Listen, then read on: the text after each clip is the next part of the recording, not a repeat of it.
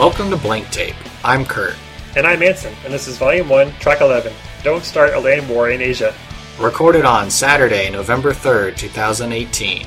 Put on your headphones and let's jam. Well, I've traded my my brew of hops, yeast, and barley for a brew of coffee beans because it is a bright and early Saturday morning. That is correct. I've done the same as well. So I have my cup of joe here to wake me up. I'm the only one in the house at the moment, so I've got my my studio door open. Oh, nice. By studio, I mean spare bedroom. So if you hear the dogs in the background, we'll just we'll clean it up in post, or just leave it in for the fun of it. Oh, sure. I'm not in my closet, so the wife's asleep in the bedroom. So I suppose if you hear any cat noises, we'll clean it up in post. Yep. All right. So let's see. What do we got first? Do we have follow-up or do we have corrections first? Well, we have follow-up, but there's not much to follow up on because I'm a massive slacker and I didn't do my homework again. Oh, really? What I'm going to do is I'm going to take a Post-it note. Uh-huh. You hear that? Yeah, I hear it. Yeah. That's my stack of Post-it notes, and I'm going to take my click pen, and I'm going to say, Monday, watch, HP, critical, roll. And I'm going to walk this out to the breakfast table and slap it down where I sit. Okay. So I will not forget. Okay, yeah, because it's crazy. It all seems serendipitous. Because after our D&D track that we dropped the other week, that night, or the next week, when we weren't recording, it ended up being the one shot that Laura Bailey was running, and it's our first time ever running as a dungeon master a game of a game. Because everyone else in the cast had gone to MCDM, which is some convention in London. So Travis and Laura were still in the United States because they have a little baby to take care of now.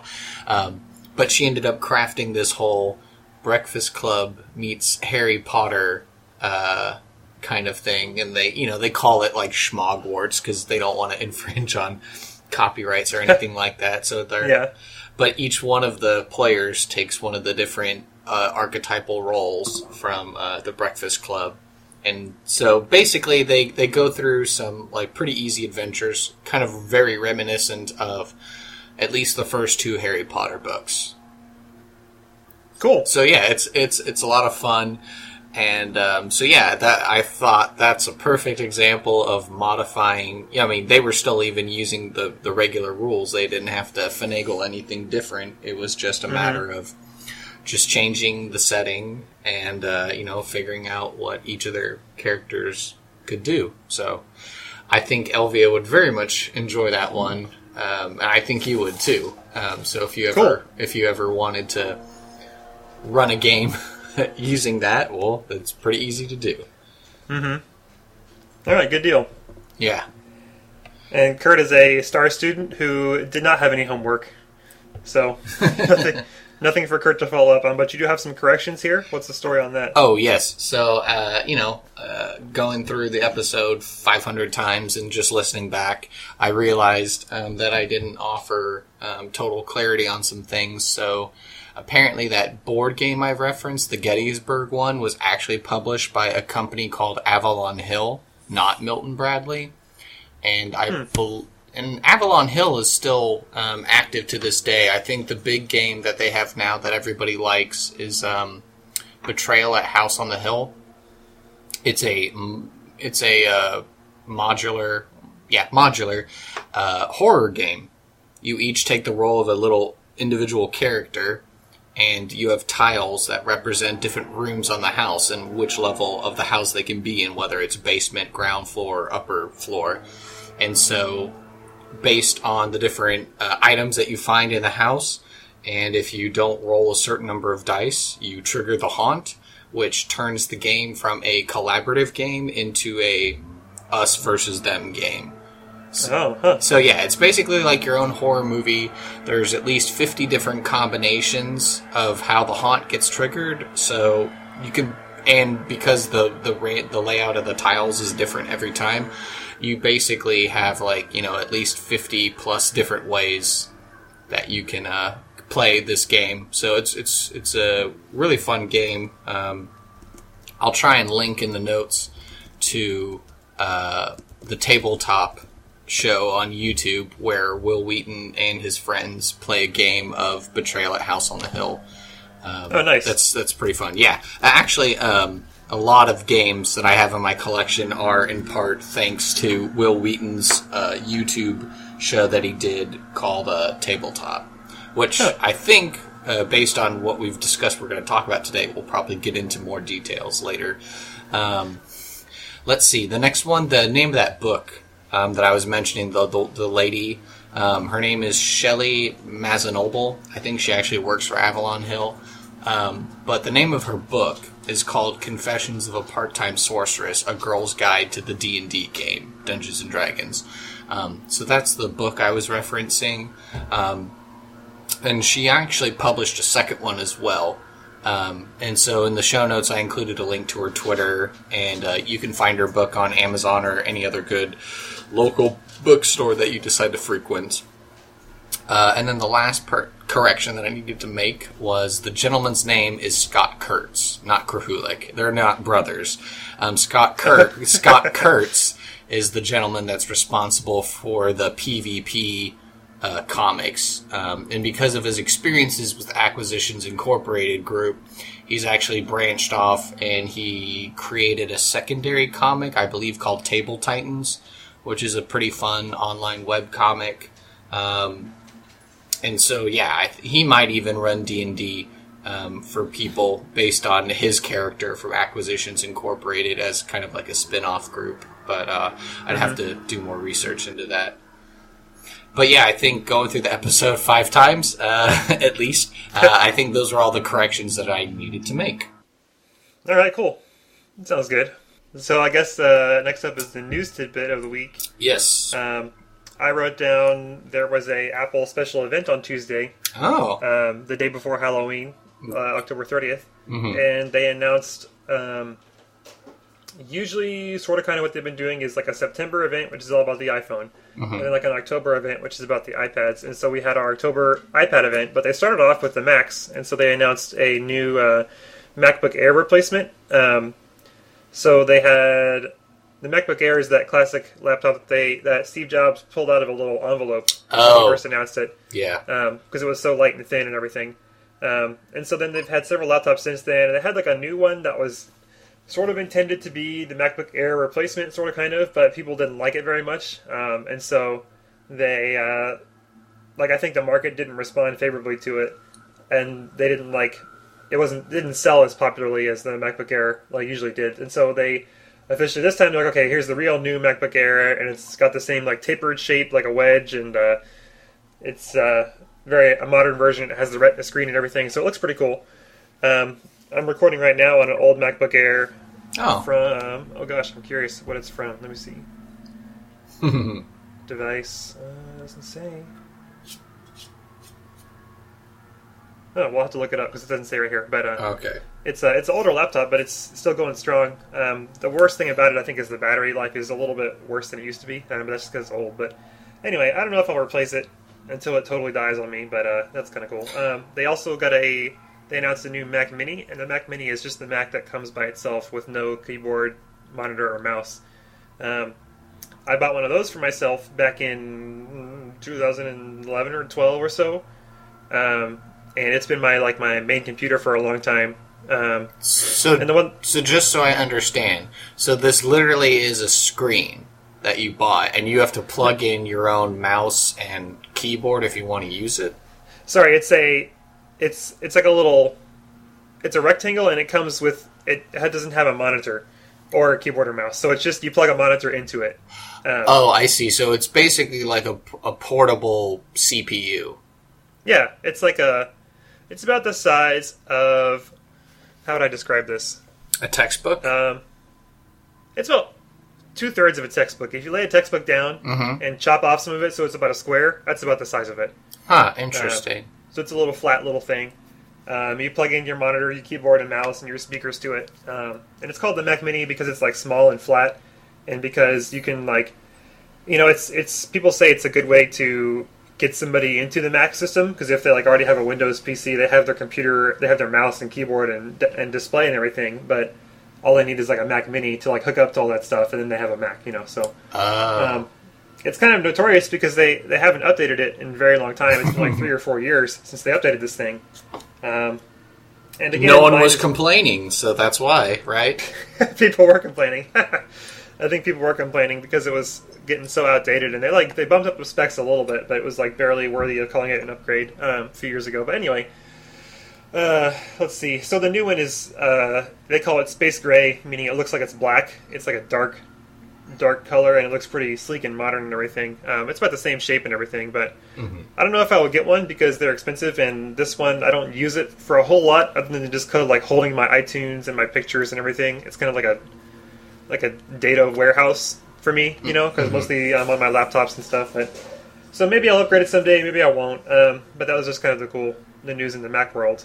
And then as far as iPads go, they introduced some cool new iPad Pro models that look very nice. They're kind of taking how the iPhone X has no home button, so you just like swipe up from the bottom.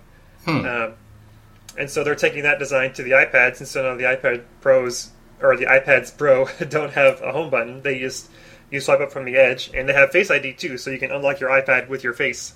Okay. Which is cool. Sorry, you just said unlock it with your face, and I just imagine people smashing phones into their face like, unlock, unlock, unlock. Yeah.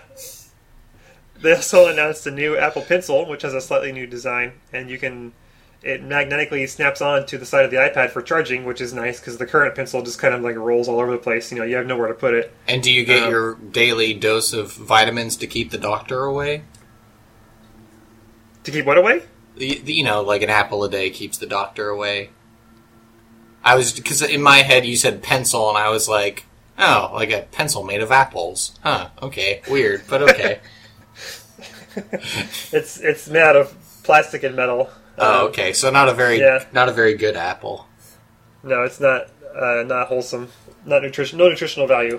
I see. So that's kind of cool. It sounds like a lot of stuff. Yeah, it's like those events are usually like an hour and a half or so. Mm-hmm. And the one thing that they didn't announce, which is kind of a bummer, is a new iPad Mini, and that means the latest iPad Mini we have is a few years old.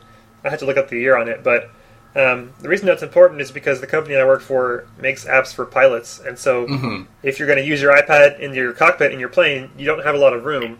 You don't have unless you're like a professional pilot, but then they have their own systems already and stuff. But if you're like a little guy going up in your like private plane just for fun with a friend, you don't have a lot of room to like put a giant iPad somewhere. So the iPad Mini is like a perfect size to like stick somewhere in your cockpit. But because the iPad Minis are getting older, they're getting slower and not able to hang with the latest versions of our app and the latest iOS and stuff. So that's interesting. It kind of brings up. I know I haven't talked about.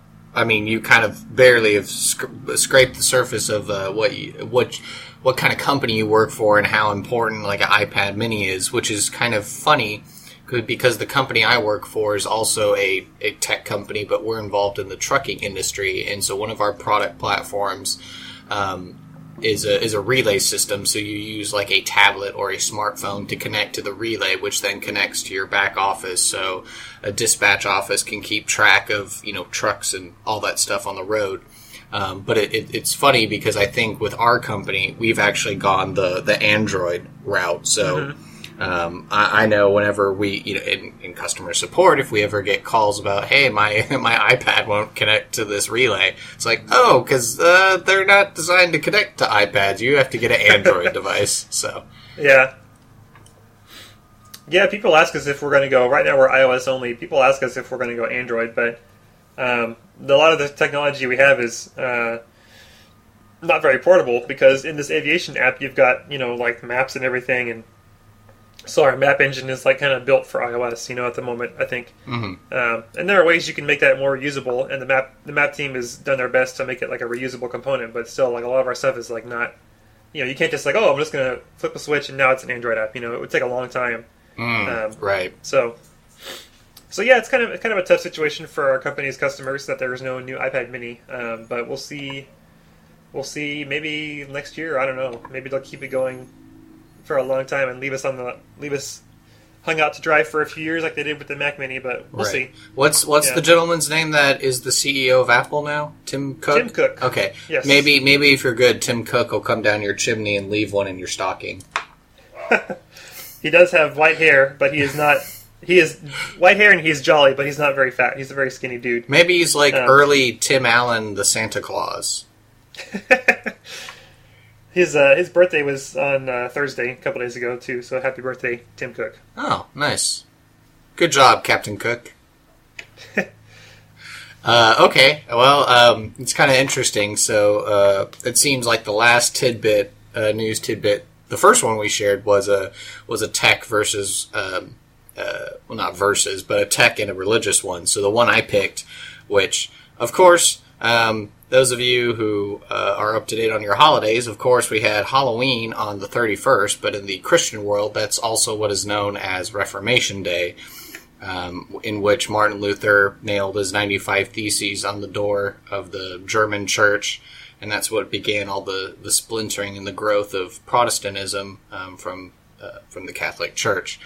And so, going on social media that morning, of course, there were various calls between different figures on social media. Some were responding with snark, and then others were calling for, "Hey, let's not all be snarky. It's a sad thing that Christendom has kind of split over these kinds of issues." And obviously, if you look up your history, shortly after the Protestant Reformation began, the Catholic Church followed up with the Counter-Reformation and did address a lot of the issues that Martin Luther brought up. Anyway, suffice it to say, as I was getting in the elevator of work, sometimes elevators have little monitors and they'll flash what stocks are doing well or interesting photos or news tidbits. Mm-hmm. And so as I was looking at this thing, flipping through, it said that Isa Bibi, also known as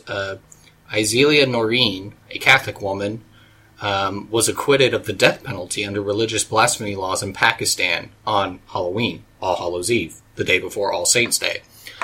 And so that one was kind of surprising, and I had to go up and look up the case. And I don't know if you remember, but about 8 years ago, this woman, she's like a simple farmer lady. She was working with other women in her small village, and I think her family is like the only Christian family, the only Catholic family in that village.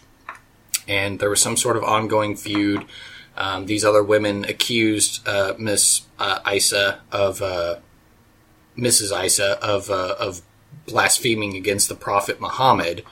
And so under the strict blasphemy laws that had been enacted in Pakistan, they basically sentenced her to the death penalty. And she's like, "Look, I didn't do that." And so she was like basically in solitary confinement.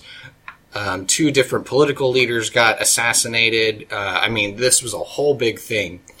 And I guess going back and appealing her case and reviewing the evidence of not matching up, the Pakistani Supreme Court finally came through and was like, "Okay, we'll hear your appeal, and based on the evidence of it the testimony not matching up, we will acquit you of the charges."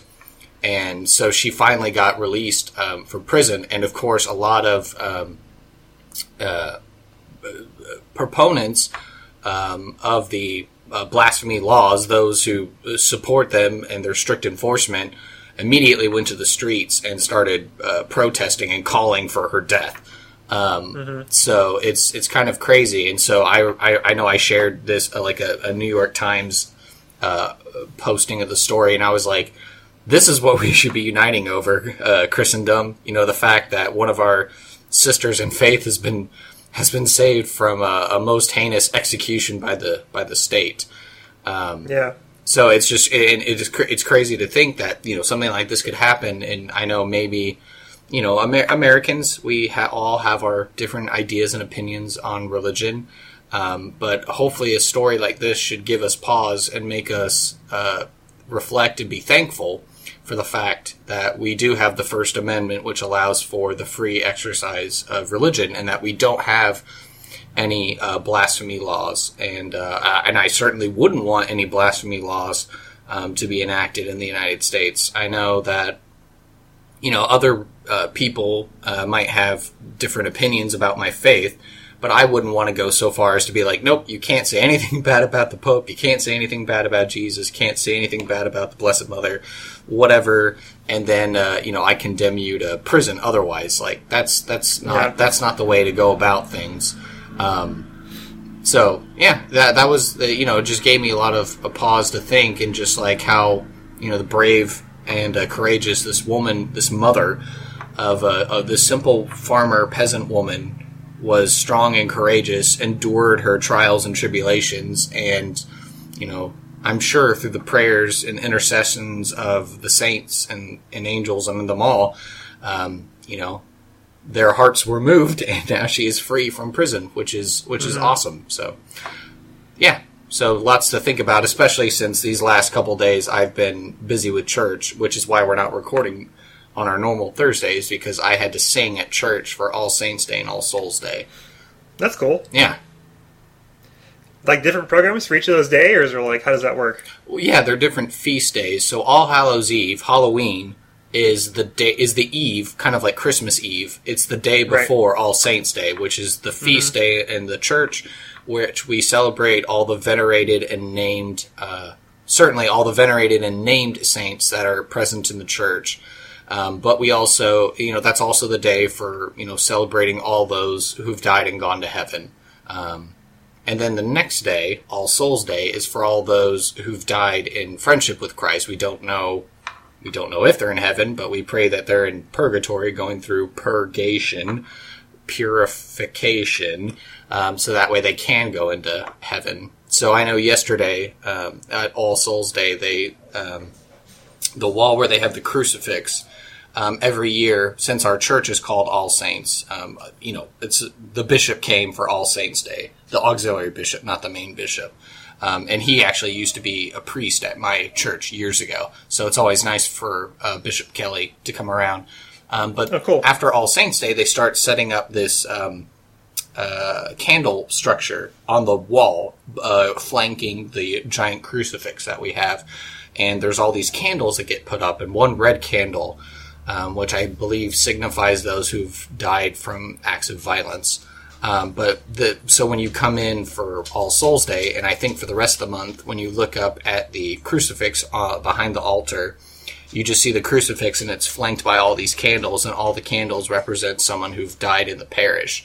And so when we got our little booklets with our listing of the readings and the order of the Mass and the songs and stuff, it had everybody listed in the parish who had died since last All Souls Day celebration. So it's kind of like, in a way, like anyone who dies, anyone who dies can have a funeral mass, but it's kind of like All Souls Day is like an all-encompassing funeral mass in a way, because we're celebrating Christ, obviously, but we're honoring and and valuing those who've been in our lives that have passed on, and so we're hopeful for the future, and that's why we have a feast day for all the souls that have died. So cool. Yeah. I remember in Lutheran church we would always have the Sunday after Halloween is All Saints Day. So a mini version of that, but not the extensive multiple feast days and stuff. Right. So that's cool. Yeah. That's cool. You sing in choir. Yeah, it's how I stay active with my music, because otherwise, I should start a band. I was joking with Max. I was saying, Max, we should start like a wedding band or something. Get some beer money or something on the weekends. So might be something to still do. But yeah, otherwise being in the choir, keeps my voice sharp, and there's lots of. I mean, most of the people are kind of like older. Like retired people. They probably used to sing, maybe some of them used to sing professionally, or they're music teachers or something, but for a bunch of, with the exceptions of the few people that are actually, I think they're hired, they're either like on staff as lectors, or, they're guests or professional graduate music student friends of our choir director. For a bunch of amateurs, quote unquote amateurs, we sound really good. That's cool. Yeah, so if you're ever in town and want to come hear the St. Gregory Choir sing at All Saints, then you're welcome to come on down. Good deal. Let's see. Now that all of our corrections and news tidbits are out of the week, what are we talking about today, Anson? Well, the theme of the day is board games and possibly card games if we have time. Sure. We talked about D&D last time, and we were looking for a topic for this week, and I was like, well, we had some friends over and we were playing Ticket to Ride, and I was like, well, board games are a good topic that I don't think we've covered yet. Oh, yeah. And they're near and dear to my heart, and I'm sure yours too. Oh, of course, yes. So I kind of split up the notes here into childhood favorites and then modern favorites. Okay. Let's see. So I can get started with some of my childhood favorites. Like when I think about the earliest, like board games that I used to play, it was usually just like me and my sister, or me and my dad, just playing like a 2-person game or something. Mm-hmm. And in that list, I have Candyland, obviously an old classic. Of course. Guess Who? Although I'm not sure we actually played it the right way. I think we would just flip the people up and down really fast just for fun. But it does seem like a fun game. I would be curious to try it again. Yeah, Guess Who is where you have a person on your side that they're trying to guess, and you have a person on their side that you're trying to guess, and so you can't name names, but you basically like describe features of the character, and based on how they respond is where you flip down the ones and you're trying to figure out who the person is. But yeah, they're like cartoonish, and some of them are pretty exaggerated and stuff like that. Mm-hmm. Yeah, let's see. And then Battleship is another favorite. Yep. That one was always very fun. You sunk my battleship. Let's see, Mastermind. I don't know if you know about this one. I don't. It's like a 2-person game, and you have a bunch of colored little pegs, and so you have like red, white, yellow, black, and green and blue, I think. Mm-hmm. And you pick 4 colors, or you pick any 4 pegs, and you make a little code. Mm-hmm. Like a pattern, and then you put your code in the board and you cover it with a little flap, and so it's hidden. And then the other person has, I don't know, like 20 guesses to guess what your pattern is. And so they pick out their colors, and they like put a guess on the board, and then you score that guess using a little white or black indicator. And if they get the right color in the right place, like matching your code, then they get 1 black indicator, 1 little black peg. And if they get the right color but it's in the wrong place, they get a white peg. And so you don't tell them which one is right. You just tell them if they have the right colors and possibly also the right order. But they don't know which one is right. And so they have to use process of elimination to guess and figure out what your 4 colors are and what order they're in. So it's pretty fun. Nice. Like mental game, like guessing game, I guess. Mm-hmm. I also want to give a shout out to Travel Monopoly. We had a little travel game. You could like sit in the back seat of a car and play. Oh yeah, yeah. Beth and I would have a lot of fun with that. Yeah, before Game Boys were mainstream popular and not ungodly in their expense. Yeah, kids, you'd have to get a travel mini shrunk down version of a popular board game and play it in the back seat of the car with your siblings and family to try and pass the time on those long car rides when you've already listened to the Michael Bolton album at least 5 times already, and you're like, okay, we need to do something else. Yeah.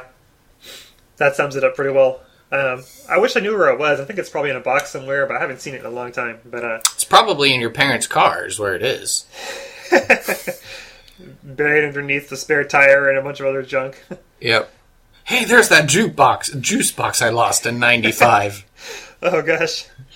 So there was that one. Now it's wine. I remembered another game that I used to like that was by myself. It's called Rush Hour, and it's a little grid. It's a 1-player game. I guess you could play with more people if you wanted to, but what you do is you have it's a grid of squares, and then there's one square on the side has an opening to the right. And what you do is you put all these little plastic cars on this grid, and then your job is to slide the cars up and down, left and right, until you can get the red car to escape the grid on that one side with the hole.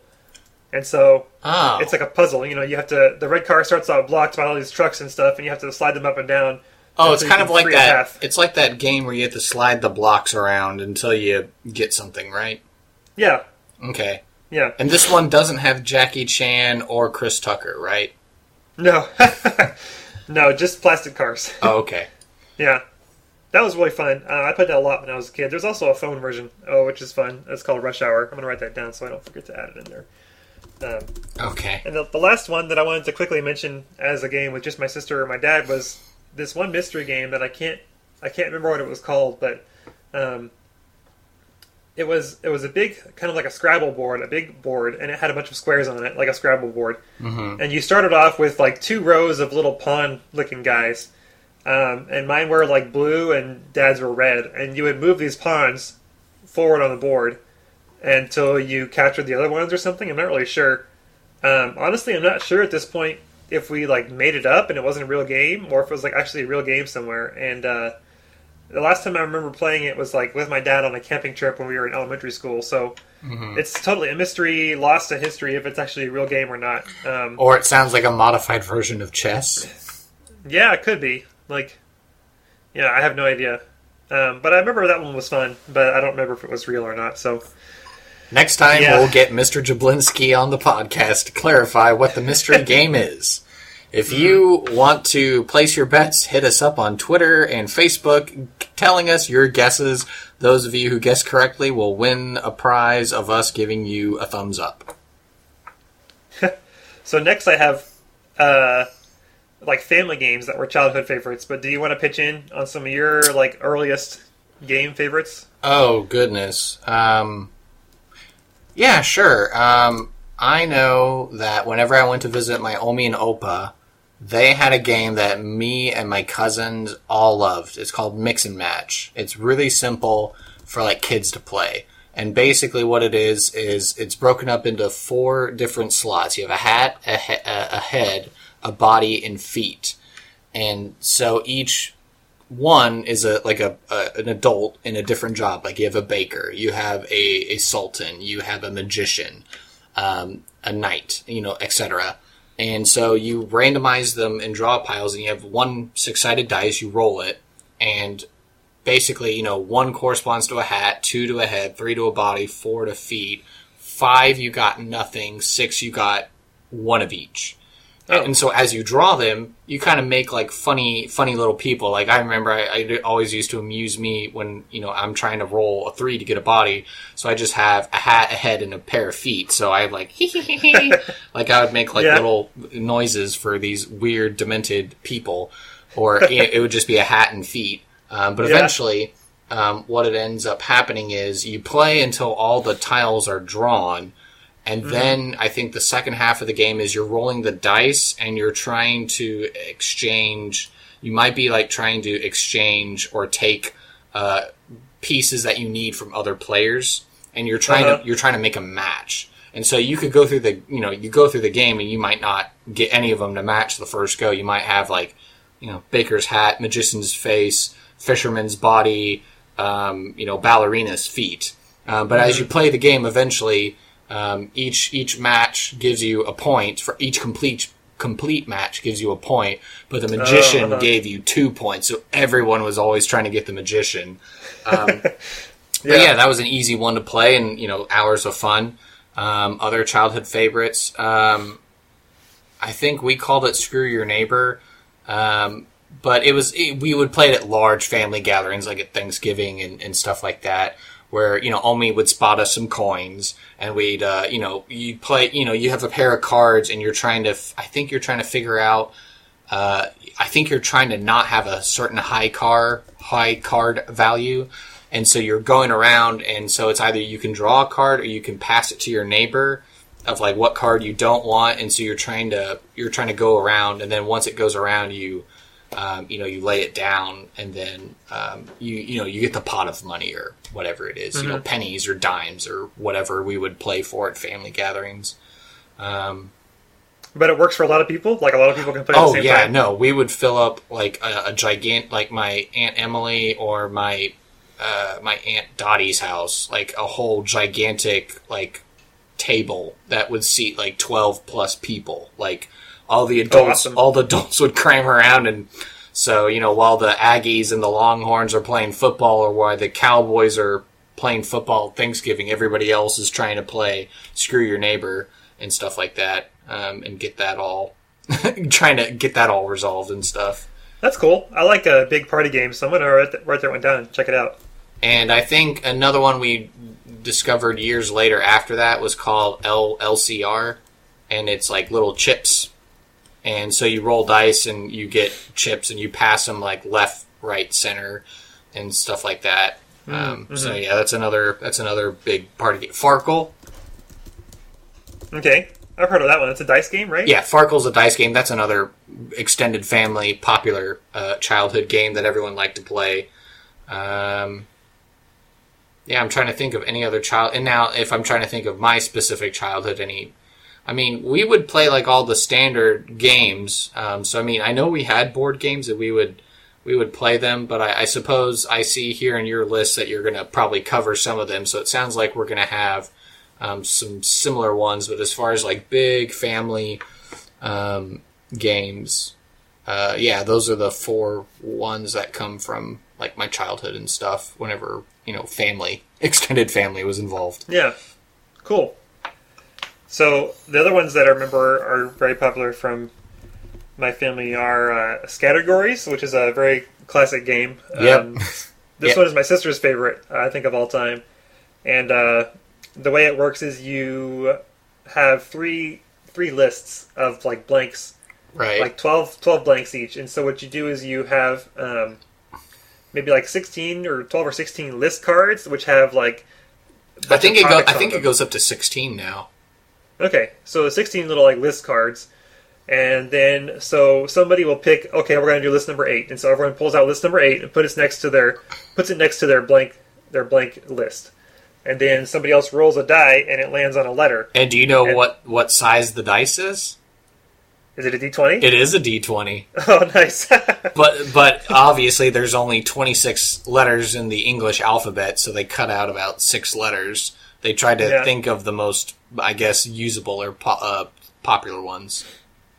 Yeah, so somebody else rolls and you pick a letter, and then you have like 2 minutes or 2.5 minutes to fill up your list using words that start with that letter that match those categories. And so the categories, like, it'll be like superheroes or famous duos, foods you'll find in the kitchen, or, like things to do at the beach. And so you have to like think of things for all those categories that begin with the letter D or whatever, Right. If you end up with the same answer as someone else, none of you get points. If you get alliteration, then you get like multiple points. Mm-hmm. So your goal is to be as like original as possible.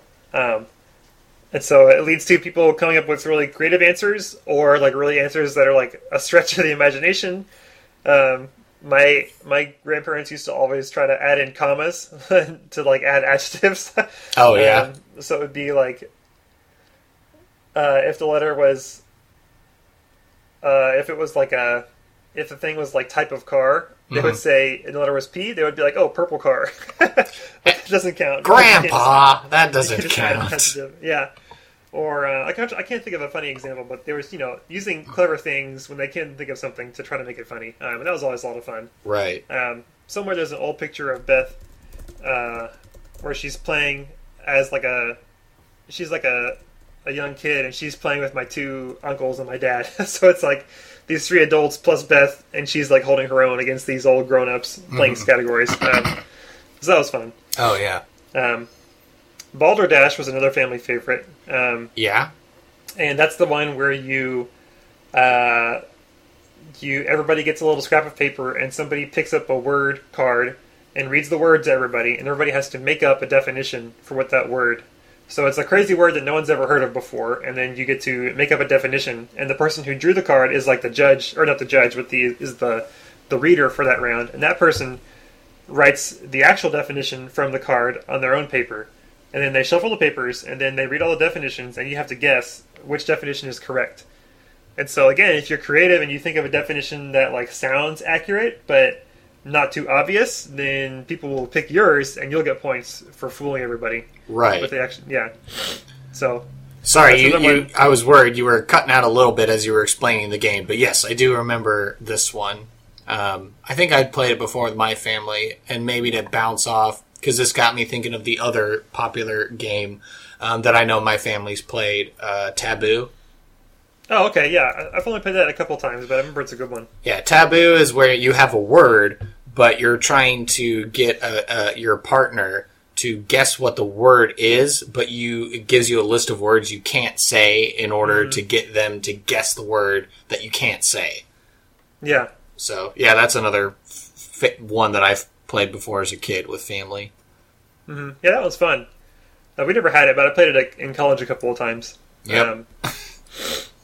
Another old, I'll save a big one for next, but the next one that I thought was interesting was this dice game we have called Perudo. And it's actually featured in the movie Dead Man's Chest.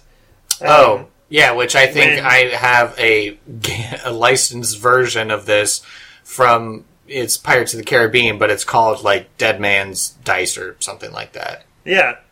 And so you sit around a table with your friends, and you each have, I think it's like 6 dice you start off with, and you have a cup, and you shake your dice in the cup, and you slam the cup down, and then you look at your dice, and you try to make a bet on like how many dice everybody else has. And so let's say you have, let's say you have a couple of 2s, and you figure that since there are 3 other people playing, there has to be at least somebody else has to have a 2. And so you'll say, okay, I bet there are 3 2s. And the next person says, I bet you there are 4 2s. And the next person says, I bet you there are 6 2s. And the guy after that says, there's no way there are 6 2s among all of us. And so he calls Dudo, which means I doubt it. Or I think I don't know what the movie is. I don't remember what they say in the movie, but they say like, you're lying or something. Yeah, they probably are like, you lying, or yeah, exactly. And then you show your dice, and then if the person who made the bet was wrong, then they lose one of their dice, and so or they forfeit their soul upon Davy Jones's ship, the Flying Dutchman. Yes, that one is a much more extreme penalty than the version we played. Yes. Yeah, because I have that game too. It might be called Liar's Dice or something. From where I'm set up right now in the sunroom, I can't lean far enough to check my entire bookshelf that's just dedicated to board games. So I couldn't tell you what the physical name is right now, but I know it's something. It was licensed from the Disney Pirates of the Caribbean Dead Man's Chest movie. But yeah, it's exactly like what you're describing. Yeah, that one's fun. It's called Perudo, the one we have, and I wonder, on the box it describes, this, ancient Latin American game or whatever, so I'd be curious to read more about the history of it. It kind of makes sense if it's like a Latin American thing, that the Caribbean pirates would know how to play it, but... Of course, you're sailing around the Caribbean, getting treasure, and, all that good stuff. Mm-hmm. And the next big one on my list, that was a huge, huge childhood favorite, was Clue. Ah, yes. Clue was probably my all-time... I'm going to say was my all-time favorite game. Mm-hmm. And we would play it a lot, and I would love to play. Over time, I kind of like tried to perfect a strategy for it. Mm-hmm. And I think I have it pretty figured out, although it took me a while to get it down. But the thing is, like, now that I have this strategy figured out, it's more about if you can execute the strategy perfectly. And so it's kind of less about skill at this point. It's more just like luck and randomization and like note taking. Mm-hmm. And so it's kind of not as fun as it used to be, but I still like it. It was Colonel Mustard with the revolver in the conservatory. Yeah. So I still think it's fun. I haven't played it in a while because no one wants to play with me. Because you're just too good at solving the mystery. Yeah. So have you seen the movie? Yes, of course. Oh, of course, yes. That's a classic. Madeline Kahn, Christopher Lloyd, Tim Curry. Ah, that's a great movie. Mrs. Peacock was a man. Slap, slap, slap. And so, what's interesting about this game is, let's see, I had a professor at U of H when I was doing computer science. His name was Dr. Venkat Subramaniam. And and he was a software development professor. I think he studied. He taught us a lot about software design, software engineering, and programming languages and stuff. And he's really big into pair programming, so working with somebody else on the same thing. And so it's like you have one computer, and you have one person who's the driver, and one person who's like helping them figure things out. And so he offered to do some sessions one time. He was like, "Hey, I'll be available on these days if you want to do a pair programming exercise for an hour or two." And I was like, absolutely yes, sign me up, because he's a great guy. He travels all over the world giving presentations. On his Twitter, he's constantly in Europe and all over the U.S. and stuff. So the jet-setting professor life. Yeah, he's a very cool guy. And so I signed up to do a session with him, and the puzzle that I wanted to work with him on was how to, if I could write like a computer solver for this game Clue. And so we sat down with my laptop and Swift for the programming language from Apple and tried to write out a little solution and everything. And he had one suggestion for how to solve it that I think was accurate but less efficient than my solving technique. But the problem was my solving technique is much more complicated to implement on a computer. So I tried to do it. And for my senior, I had a artificial intelligence class, and I tried to program a simulator to run both solving algorithms at the same time on a game and see who would win. Like who could solve the game faster. Right. And I never finished that project, unfortunately. I turned it in half finished, which I'm very ashamed of. But what a slacker. That's college life. So, but someday I'll finish that project just to see, just to kind of prove if my solution is the fastest way to do it or not. And then we'll release it to the internet, and then they can play with it and make their bets on who solves it faster. Mm-hmm. Or I thought it would be fun to make an iPad app or an iPhone app that'll help you solve the game, as you're playing or something. But never got around to it. Is your method just staying in one room and then making random suggestions so that way you bring all the people and all the weapons into the one room? Well, the interesting thing, I guess I didn't think about this, but the part of the strategy that's not included is what rooms you go to and stuff. And so you still have to, as the player, make the best guesses you can. I guess the solving technique will suggest to you what rooms you should try to go to. Basically, just the rooms you have the least experience in. Mm-hmm. But the strategy is all about writing down what you ask, and when somebody else asks something, you have to write down who responds to it and if they were able to show something or not. And so the idea is, the basics of Clue, because we haven't described it, but what happens is you have three types of cards. You have the suspect cards, the weapon, and the room, and you have maybe 7 suspects, 7 weapons, and I think it's rooms. 6. Okay. Yeah, that sounds about right. So you have these. You shuffle these cards and you pick one. So you pick one suspect, you pick one random weapon and one random room, and you put those off to the side. In the case envelope in the middle of the board, so it stares at you, taunting you. Yeah. And so you shuffle the rest of the cards and deal them out to everybody. So everybody has some random selection of some of these cards. What you're trying to do is guess which ones are in the center envelope. And so the turn is you move around the board and you go to a room and you make a suggestion. Right. And then or if you're bold enough, you make one accusation, and if you're wrong, then you're out of the game. Yeah. And so you make a suggestion. You say, I think it was, like Kurt said, Professor Plum with the wrench in the ballroom or whatever. And the person to your left, if they have Plum or wrench or ballroom, then that's not the actual answer because they have that card. And so they show you one card, and you say, okay, that marks it off. And then if they don't have any of the cards, it goes to the next person. And so you have a chance to kind of get one of your cards eliminated. But it's tricky because you have to go to the actual room on the board. So if you can't move around the board fast enough, and you run out of information, or you get behind, and so. But I think you can stay in the same room and make suggestions when it comes to your turn. I thought I read in the rules. You have to get out of the room. Okay, so you roll a dice, you go out, and you come back in, and then you're like, okay, well now I think it's the blah blah blah. Yeah. Or if somebody brings you to a room, you can make an accusation from that room without rolling. But or suggestion or accusation. Yeah, sorry. Yes. Otherwise, you have to move and take a turn out of the room and then go back in.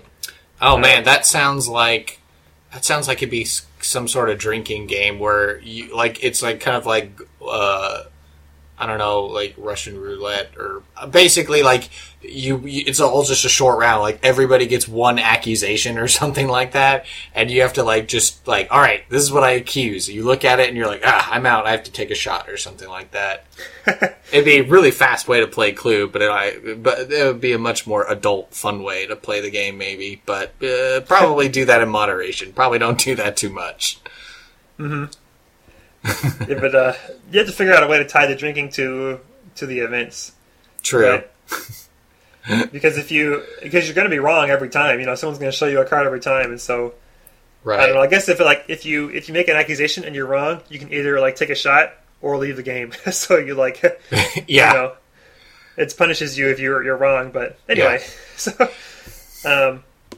So yeah, I think we're going to have to save card games for another episode because we're already pushing 50 minutes. What do you think? What do I think? I'm just trying to think of. I know I make analogies of it, but another big popular board game that I played starting in junior high, because hearing my stories of my dad playing with his friends or my uncles growing up, Risk was another big, huge. Oh yeah.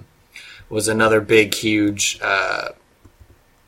A board game, and so it took a lot of time and patience, and being an angsty teen, I was cocky and thought I could beat my dad and my uncles, but it turns out that me and my cousins all got smoked, and then it was just a matter of my dad and my Uncle Kevin battling it out or something like that. And so we'd be like, all right, we're not worthy, we understand, don't start a land war in Asia, never get into a duel with a Sicilian, that whole thing. Mm-hmm.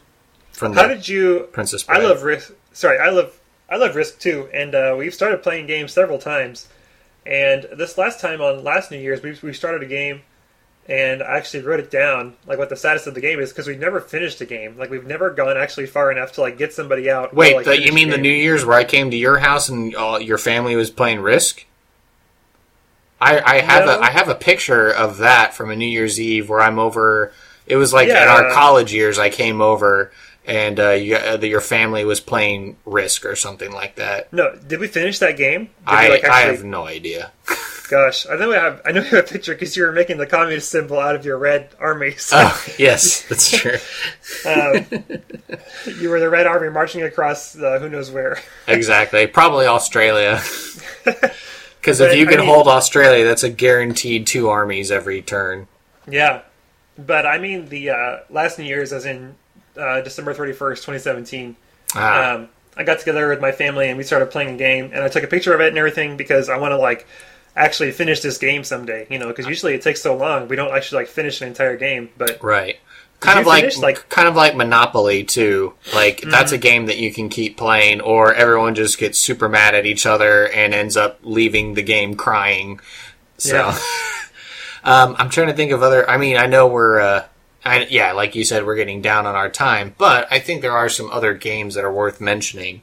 Did you finish the Risk games, is what I'm saying? Like, for you and your family, like, would you play an entire game from start to finish in one sitting? I think we would. We'd probably play, like, the accelerated version, so everyone would automatically start with a couple of cards, and so they would already have some territories. Uh-huh. That's how we usually start, too. That's how it always... I think that's how you start the game by default. Yeah, we probably tried to play the accelerated version, but I'm looking here in the list of other games. Yeah, I've through Tabletop Show. That's how I got into Ticket to Ride. Settlers of Catan's another one. That you have meh written by it, but that one's fun as long as you don't roll the bandit who ruins your fun. Uno was another popular one to play with family too. Growing up, oh man, Uno was And then, of course, you figure out the rule about the draw 4 wild card that no one knew. Like, what? If they're wrong, then they have to draw, like, 8 cards or something? Like, that's crazy. Like, we should have been playing that way the whole time. What's that rule? What is that? I don't know what you mean. What's the... If you look at the rules for Uno, when it comes to the draw 4 wild, you have to be, like, down to nothing. So you can't just play it. You can't, like, just go out blazing with the nuclear weapon first. It's like, it's only a last resort card. And basically, if someone gets hit with it, then they can accuse the person and be like, no, actually, you could play a red card, or you could play a 2, but instead you chose to play this card. And then if it turns out that they're correct, that they could have played another card instead of that one, then that person has to, like, draw, like, 8 cards or something like that. Oh, wow. Huh. Yeah. So it's like, oh my gosh, we should have been playing like that the whole time. Yeah, interesting. Skippo. Skippo's another is another one, and I think Sequence was another popular one. Oh yeah. Yeah, Bunko. That one has. Well, we can go into more detail on all these. We're not. I just wanted to cut out card games because we run out of time to do all those. But card games. Cards against humanity. Cards against humanity. I know, but I'm saying, like, for this episode, we're not going to get into card games because we don't have time. But we do have time to go into the details of these board games. Sure. So there's just so many games, people. Yeah, go out there and play board games. There's a whole renaissance going on of board games and card games. Go to your local game and comic shop and pick one up today, or go on Amazon if it's cheaper for you. I mean, but of course, try and support local business whenever you can, because they got to eat too. Yeah. All right, so we already got Risk in there. Ticket to Ride, we mentioned. That's for people who don't know that one, that's kind of one of the first. I put this in the modern favorite section because I didn't hear about it until recent days. But yeah, true. Let me write down the Sequence before I forget. That's a favorite of ours too. Ticket to Ride it's a cool game where you have a board game. That's the map of the United States. Oh, hello, doggy. Give me a second to go take care of these butts. As you were explaining before your dogs decided to interrupt you, is that the basic one is a map of the continental United States, probably like late 19th century, early 20th century, and there's different rail lines connecting different cities. And so you have different color train cards, and you have to get you have to draw those, and you're basically trying to connect rail lines with the corresponding colors. So there's like a route from Dallas to Houston or something like that. And so you have to have like 2 blue cards. And so once you've drawn 2 blue cards, you can play them, and then you can lay your train cars, your colored train cars down on that route. And so what you're trying to do is you have these destination cards. You're trying to get like Duluth to Dallas, or you're trying to get Miami to Portland. Like, that one's a big one. So the longer the route, the longer it spans across the country or wherever, the more points you end up getting in the end of the game. So it's a lot of fun, and there's a lot of strategy involved with that one. I know Casey said she doesn't like that game. I love it, but she doesn't like it because I didn't fully explain the rules when we started playing, and so I beat her, and she got mad. So, important lesson there. Make sure everyone thoroughly, or at least has a basic understanding of the rules, so you don't upset them when you introduce them to a new board game. Yeah. It's tricky because if you try to bite off more than you can chew and you pick a huge route, you get penalized if you don't complete it. So you can go for the gold, but if you don't complete it, then you lose all those points. So a really fun way to play it, because I know I did through Loot Crate, I ended up getting a copy of it through Steam Games. So I actually have a computer game version of Ticket to Ride, which I think you could also get for your app too. And so if you really want a phone version, yeah. So if you want to practice and get really good at Ticket to Ride, just play like hundreds of games on your phone, and eventually you'll get the flow and the strategy. So then that way, the next time you square off with your family, then you can totally own them and commandeer all the rail lines. That strategy backfired on me when I got used to playing games with Elvia on the phone. Because we had a while, we were getting some car stuff done, like car maintenance, and so we sat in the car dealership for a while, and we were playing Ticket to Ride, 2 players, 1v1, and so your strategy is a lot different when it's 1v1 versus when it's like a 4 or 5 player game. Right. And so I got used to getting really greedy with Elvia because we could have time to pick these huge routes, and I tried the same thing with my family, and I totally got lost in the last place. So, Bummer. Tricky. It's a fun game, especially because I think it's a good medium-length game. It's not as long as Risk, but it is not a short game, So it's a lot of fun. And they have, and I know I've gone to Madness Comic Book Shop, and they have all kinds of expansions. They have, India, they have, continental Europe, they have Germany, They have a UK, yeah. Yeah, they have a number of different countries that they cover. So whatever your particular flavor is, you can get that version of Ticket to Ride. We also did, our friends brought over the Pennsylvania version. It's a UK and Pennsylvania, and it's a map of Pennsylvania, and the addition is you can like buy stocks, and so like as you're claiming these routes, you get stocks in the railroad companies, and you can like whoever has the most stock of the first certain kind, gets the most extra points and stuff. So that was kind of fun too. Nice. Yeah. So the next one on the list. Well, sorry, go ahead. Oh, I was just going to say, Settlers of Catan is a good, easy board game. That's really popular. I think it won a couple of awards, the German board game awards and stuff. Right. It is very popular, but I am kind of Casey to Ticket to Ride is me to Settlers of Catan. The way I played it with some friends in college the first time, and they explained the rules fine, but I was having an off day, or I didn't understand something, or like for some reason, like I kept figuring, I felt like the game was conspiring against me to make it extremely hard to play, and like I did terribly, and I like totally lost. So I might have just misunderstood something, but one thing I was really frustrated about is like when you're trying to build routes between towns, right? You can like build roads or something.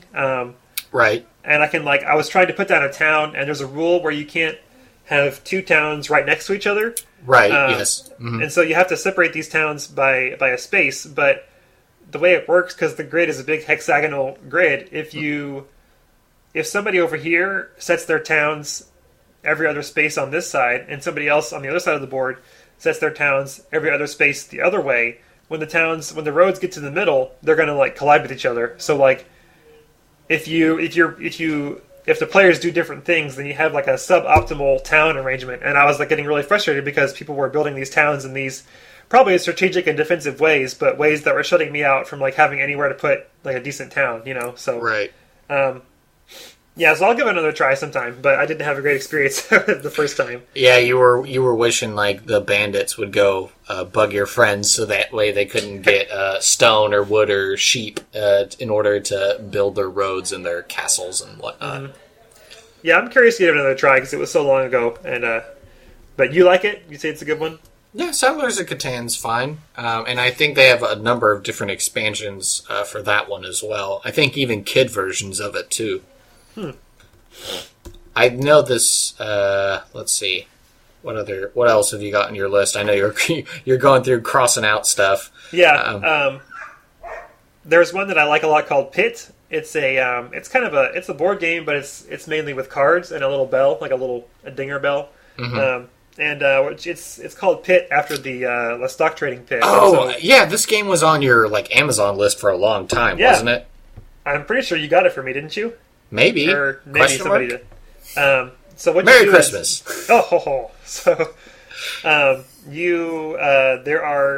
So if you're playing with like 4 people, for example, you pick out 4 commodities from this deck, and there's 9 of each. Mm-hmm. And so it'll be things like coffee, soybeans, corn, and ham, wheat, maybe. Sorry, now I'm just thinking of the 1980s movie Trading Places. Have you ever seen that one? I have not. Oh my gosh, you got to see it. Dan Aykroyd and Eddie Murphy. It's so good. It's hilarious. And Jamie Lee Curtis is in it too. Oh, cool. Yeah, it's good. So you start off with these commodity cards, and you shuffle them all, and your object is to get basically 9 of a kind. But the way that it works is you don't trade in turns. You trade like whenever you want to. And so as soon as the person rings the bell and says the market is open, you start trading as fast as you can with everybody. And so you'll just say, I have 2. And somebody else who says, I have 2, you just swap immediately. And you don't know what they have. You don't know what you're getting, but you're just going to get rid of 2 cards and get 2 in exchange. Oh, okay. And so you can only trade singles, pairs, or triples, or quadruples, or whatever, So you can't just like trade half of your cards randomly. You have to pick 2 of the same that you have and give them. Okay, and you can't cheat someone and give them like junk cards or something. Like it actually has to be like, so if you have like 2 corns and then you're willing to trade those 2 corns to someone else, they have to be 2 corns. It can't be like beans and rice or something like that. No, what you want to do is you're trying to get 9 of the same kind, and so every commodity is you can trade any commodity for any commodity, but each one has different point values. And so, for example, wheat is 100 points. And so if you get all 9 wheat cards, then you ring the bell and you say, I got the market, I corner the market on wheat, and you get 100 points, and everyone gets no points. Dang. But like coffee is only like 65, I think. And so if you get coffee, you get 65 points instead of 100. That sounds fun. We should play that when we come over for Christmas. Fun. Yes, I love it. It sounds like if you're like a livestock auctioneer, you'd probably, or if you're an actual New York stock exchange broker, you'd probably be really good at that game. No, it's super fun. Yeah, we'll have to definitely play it. It's very small, so I'll bring it. If we ever go to Dallas, I'll bring it. Okay, yeah, and I know, like I said, we have an entire bookshelf that's full of games. I know you said you didn't really want to get into card games, but I know you were mentioning, your family doesn't play, and your in-laws don't necessarily play as many games. But I know if you want a perfect adult card game to break them into, there's Cards Against Humanity, which I discovered in college. It was probably, there's another, aside from Tabletop on YouTube, there's another popular board game show that's called Beer and Board Games. And so the premise of the show is they drink 6 beers, they play a board game, and so they get drunk as time goes on, but they're playing a board game. And I know that, Cards Against Humanity functions the same concept as Apples to Apples. But Apples to Apples, it has a word, and you're trying to pick a card that you think best goes with that word, whether it fits the definition or it's a creative answer. But yeah, in college, there's this game called Cards Against Humanity that came out. They have an open license, so there's all kinds of various copycats, which they're totally cool with. So I know Anson put down like Muggles Against Humanity. Yeah, there's also the Harry Potter version. Okay. There's also, I have one, I know there's one called, it's called Dick, but it's based on Moby Dick, the famous novel. And so all of the answer cards are quotes from that novel. There's another one that's called Bards Dispense Profanity, and that's like that's a Shakespearean version where it's all Shakespeare quotes as that's the funny. Answer cards. I know there's Crabs Adjust Humidity is another popular one. That's funny. Yeah, so basically you can go on the internet, you can find all kinds of versions. You can buy the base game from the website, even Amazon, but I think if you go on their actual website, if you're interested in playing, I think as a PDF copy, you can download like the very basic beginning version of Cards Against Humanity, print them out, cut them out, and just start playing and see if you like it. So yeah, just keep in mind that it is a very adult game, and so some of the questions and answer cards are might be PG-13 R-rated for the audience. So you might just talk with your family or friends if they want to play it. Like I said, there's plenty of ones that are like more PG friendly. I think there's even one called The Catholic Game, which is basically Cards Against Humanity, but it's all like Catholic Church. So it's like it's more friendly. So you'd feel more comfortable playing it with your friends. Yeah. Funny story with that game is I think for Christmas my parents came up to see Casey and I for Christmas, and so that we were having wine, having drinks, and then they were like, let's play Cards Against Humanity. So it's super funny and sometimes super awkward playing that game with your parents, but you're surprised to find out what your parents do and don't know about all the stuff that the kids say these days. Yeah. Oh gosh. We have just a few more here on the list we can get through really quick. Sure. Rapid fire. Or medium rapid fire. Bunko is a dice game. That's also good for a lot of party, like a big party. It's super popular with my parents and their group of friends from their church. They have Bunko parties all the time. Nice. Yeah. My mom set it up with our family, our extended family, one time a few Christmases ago, and then we also did it last year on Christmas, I think. So that's a fun game. It's just pure luck. You just roll the dice until... It's kind of like Yahtzee in a way, but as you go through the stations, it's like you're only trying to roll ones, or you're only trying to roll twos, and so you have to go through and work through 1 through 6, so it's like 6 rounds every game, but you're changing tables based on like who wins and who loses and stuff. Yeah, that's what makes it fun for like a party, is because you're always moving up. You're standing up and going to see other people in your family, so you're like, it's a mixer, you're like mixing with your exactly. So yeah, no, it's I've played it a couple times with my parents and my they're well, our church friends, because I know some of these people that I went to church with them for the last years of my high school years. So yeah, no, it's a super fun party game. Wits and Wagers is the next one you have listed. I may or may not have played this. Yeah, it's a number guessing game, and so what happens is, everyone gets like a little dry erase board, and somebody reads a question, and it's like, oh gosh, the questions will be, all the questions have an integer for the answer, and so it'll be a whole number, positive integer. So the question will be like, how many taxi cabs are there in New York? Or it'll be something like, what year did... We had one last time that was, what year were roller skates first invented? And so everyone has to guess what year they think roller skates were first invented. And so then you put your guesses down on the table, and you sort the guesses out, and so then you can see what everyone else's guesses are, and you're like, well, I see most people are thinking it was around 1900 or whatever, so I'm going to put my chips, and you have like a $200 chip and a $100 chip, and you place your bets on which card you think is the most accurate. And it's Price is Right rules, so the highest without going over. Right. And so then the person reads the answer, and if you put your bets on the right one, you get points. And if you actually guess the winning answer, or you got close enough without going over, then you would get points for that too. So it's a fun guessing game, easy to play for all ages and family members and stuff. So it sounds like they took that concept, because there's a game that my dad got me off Amazon called the America game, and it's got all these different fields on it, but yeah, it's it'll be a question of when was the first roller coaster built in America, and so you have to they have actual you have little cubes, little wooden cubes, and they have values spread out all over this board, and so it's a number range, or it might be a year or something like that, and so yeah, you put your little wooden cubes down on where you where you want to place your bet, and then you get points. So cool. Yeah. You hear the dogs in the background again? I do, yeah. They are excited dogs. They're always happy when family comes over. And Mo is he's just so happy just sleeping here, being super quiet. Oh. What's Skippo? I've heard of it, but what's that one about? Skippo is it's with cards, I know. But it's kind of like a sequencing game. But I think you're trying to build it in stacks or something like that. So I think it goes 1 through 12, and then there's Skippo cards. So I think you're trying to make a stack or something like that. Okay. I think you all play to the middle, and it's based on points and stuff like that. And I think you have to get rid of cards in your hand.